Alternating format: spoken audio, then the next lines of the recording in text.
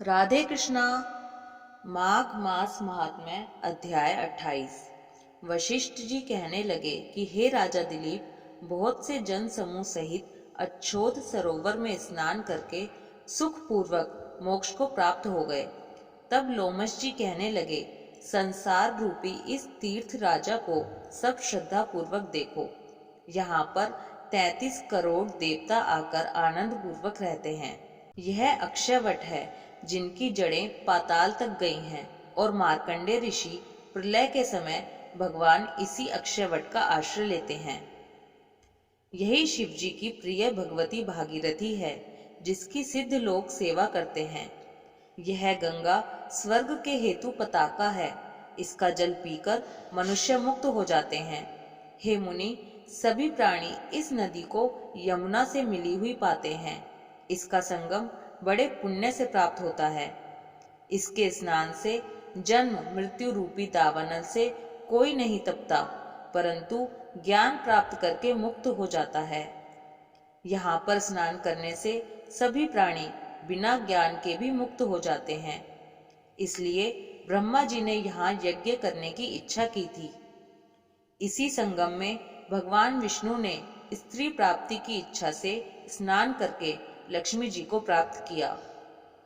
यहाँ पर त्रिशूलधारी शिवजी ने त्रिपर दैत्य को मारा था, और प्राचीन काल में उर्वशी स्वर्ग से गिरी थी तथा स्वर्ग पाने की इच्छा से यहाँ पर ही उसके स्नान करने से नहुष कुल के राजा ययाति ने वंशधर पुत्र प्राप्त किया। यहाँ पर इंद्र ने प्राचीन काल में धन की इच्छा से स्नान किया और माया से कुबेर के सब धन को प्राप्त किया था। प्राचीन काल में नारायण तथा नर ने हजारों वर्ष तक प्रयाग में निराहार रहकर उत्तम धर्म किया था।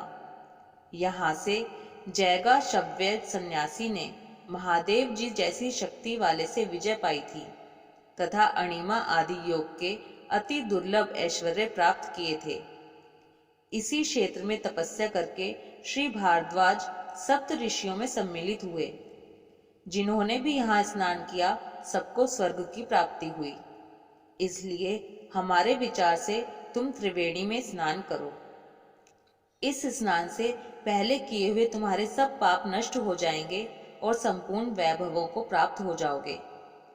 ऋषि के इस प्रकार के सत्य वचन सुनकर सब ही त्रिवेणी में स्नान करने लग गए, और उसी स्नान करने से सबकी पिशाचता नष्ट हो गई।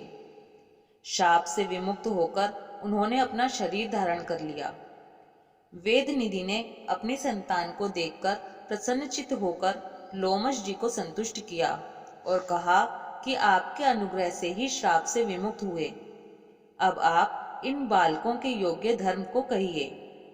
लोमश जी ने कहा कि इस युवा कुमार ने वेदों का अध्ययन समाप्त कर लिया है, इसलिए इन कन्याओं के प्रीति पूर्वक कर कमलों को ग्रहण करें। तब लोमश जी तथा अपने पिताजी की आज्ञा से इस ब्रह्मचारी ने 5 कन्याओं से विवाह किया। इन कन्याओं के सब मनोरथ पूर्ण हुए।